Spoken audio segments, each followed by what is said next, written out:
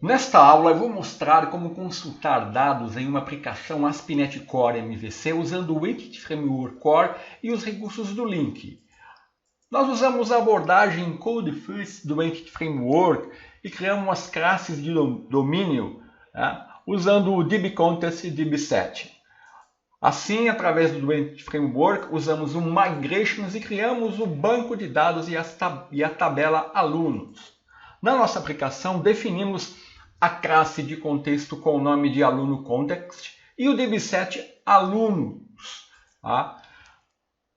Tanto o DBSet como o DBContest, eles atuam em conjunto de forma a que o DBContest, aluno contest, ele vai representar a seção com o banco de dados, sendo responsável por abrir e gerenciar a conexão e fornecer os métodos para realizar as operações de adicionar, modificar e deletar dados. O DBSet, ele foi adicionado como uma propriedade do DBContest, e mapeada para as tabelas do nosso banco de dados. As consultas de dados são realizadas contra as propriedades do DBSet. E isso que nós vamos fazer nessa aula. Então, através do DBSet e DBContest, nós vamos interagir com o banco de dados e realizar consultas usando o link. Então, nós vamos criar um novo controller chamado Test Controller. Vou definir uma instância do nosso contexto DBContest usando a injeção de dependência. Vou definir uma Action Index, definir uma consulta link para retornar os dados dos alunos e vou criar a respectiva view. Então, vou abrir aqui o projeto. Então, na pasta Controller, eu vou selecionar aqui, clicar com o botão direito, eu vou dar Add.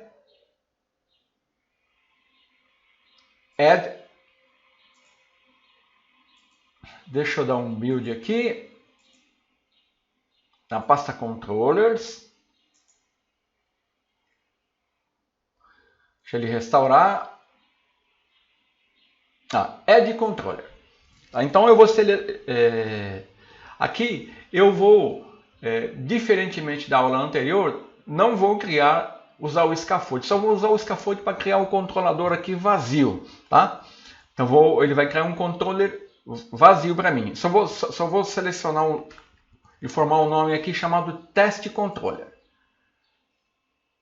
Então ele vai criar na pasta Controllers um controlador vazio, que eu vou utilizar. Na verdade, ele já definiu um método Action Index, e já criou um controlador que é de controller. Muito bem, já poupou algum trabalho. Então agora, o que eu tenho que fazer? Eu tenho que usar o método Action Index para retornar as informações do meu banco de dados. E como é que eu faço isso? Eu tenho que fazer isso através do contexto. Então, aqui, lembrando que nós já definimos aqui o nosso contexto, registramos o nosso contexto como um serviço. Então, já estamos prontos para adicioná-lo no controlador via injeção de dependência. Então, é isso que eu vou fazer aqui. Então, eu vou criar um construtor setor, tab, e aqui eu vou definir uma variável do tipo aluno context, que representa o nosso contexto, e eu vou chamar ele de underline context. Aqui eu tenho que referenciar o meu aluno context, que está definido na pasta models. Feito isso, agora basta ir no construtor do controller e injetar o serviço, passando a instância para a minha variável underline context.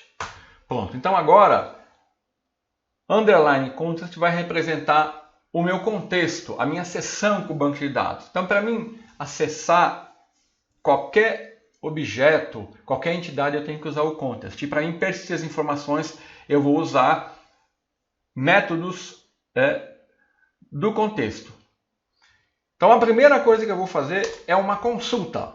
Então, eu vou definir uma variável alunos, vou usar o contexto, context, e aqui, olha, eu vou ter acesso ao meu dbset. Tá? Se eu fizer assim, tá? O que vai acontecer? Aqui eu estou obtendo todos os alunos do contexto, mas como eu estou usando link, né, eu posso... Essa consulta aqui, ela é uma consulta deferida, ou seja, ela é adiada. Tá? Aqui eu estou apenas montando a consulta, ela não é executada, não vai haver retorno, ela só vai ser executada quando os dados forem solicitados. Então, para isso, eu posso, eu posso interagir aqui, dar um toList. Quando eu faço isso, a consulta ela é executada. Aqui eu tenho que referenciar o link, tá? Aqui, ó, preciso do link aqui. Então agora sim, a minha consulta ela é montada e executada, porque por padrão as consultas no link são consultas deferidas, ou seja, são adiadas. Essa sintaxe que eu usei nessa consulta é uma sintaxe de método. Eu poderia também fazer uma consulta usando a sintaxe de consulta. Por exemplo, alunos2 igual. Eu poderia usar uma consulta parecida com um SQL. Então, from a in alunos, né? Aí eu dou um select. Aqui seria context alunos, né?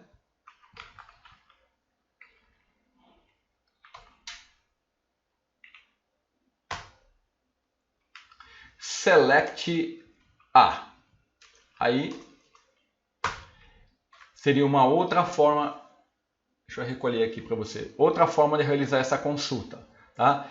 Eu vou usar a consulta de método aqui, que ela é mais parecida com a sintaxe da linguagem C#. Além disso, eu poderia, se eu quisesse, realizar outras operações aqui. Por exemplo, vamos supor que eu queira que, ao invés de apenas listar, eu quisesse ordenar. Então, eu tenho aqui a cláusula order by, aí eu seleciono aqui, ó, se eu quero ordenar por nome, por nascimento, né? Vamos colocar por nome. Eu poderia fazer assim, tá? Eu poderia também filtrar. Vamos supor, usar a cláusula where context alunos, where a igual a id igual a 1. Igual a 1 não. Igual a 1. Então aqui eu estou filtrando os alunos cujo ID sejam igual a 1. Então, as consultas links elas são muito versáteis, elas têm muito recurso. Aqui nesse exemplo, como eu quero apresentar apenas uma relação de múltiplos objetos, se eu quiser retornar apenas um objeto também, eu poderia usar o first. Tá? Eu tenho first order for, tá? Ele vai retornar o primeiro elemento da sequência. Posso usar single, tá? Ele vai retornar, ó, o single. O single ele vai retornar somente o elemento retorna um único elemento da sequência, tá? Eu tenho também single order for. Tá? Então eu tenho vários recursos na consulta link e aqui eu vou retornar apenas uma lista, então eu vou dar um toList.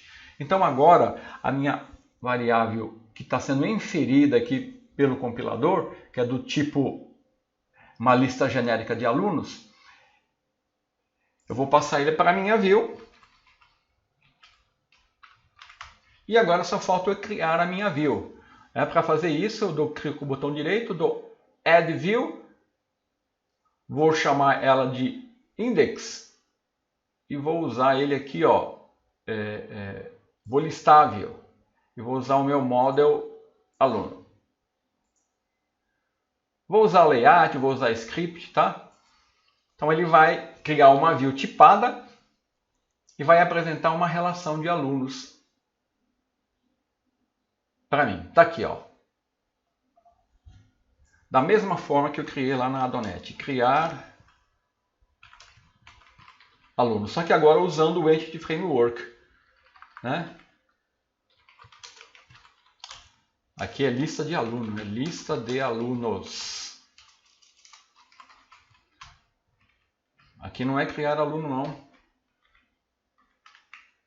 Aqui seria o link para criar, né? Mas isso eu vou fazer na próxima aula. Então aqui ele está exibindo, está usando o HTML Helper Display Name For para exibir, lembrando, ó, que ele definiu aqui uma view tipada. Então essa view vai tratar o tipo aluno, tá? É enumerable. Tá? Então, Display Name For vai exibir o nome das propriedades, nome, sexo, e-mail e nascimento. E o forEach aqui está percorrendo o meu modelo e está exibindo o valor da propriedade. Aqui exibiu o nome, ele está montando aqui, ó, o cabeçalho de uma tabela e aqui ele está exibindo os valores. Aqui ele está usando a tag helper, né, para definir o método action. E aqui observe que ele já está passando o ID, né? Quando eu selecionar aqui a action edit, details, vamos alterar aqui, ó, o português. Editar, detalhes e deletar. Então eu já estou passando, né, usando a tag help ASP_route ID, o ID do aluno. Eu vou precisar do ID para editar, para exibir o detalhe e para deletar. Então isso já está. Eu só tenho que definir as actions edit, details e delete. E a action create, que eu vou fazer nas aulas seguintes. Então nessa aula nós criamos o controlador com o método index que vai exibir a lista de alunos. Eu vou alterar aqui o mapeamento para ele exibir, né, a action. Vai renderizar a action index, que vai exibir a view index do controlador test. Vamos dar uma olhadinha aqui na pasta views, né? Ele tem que ter uma pasta test e aqui dentro uma pasta index. Muito bem. Agora é só salvar tudo e executar.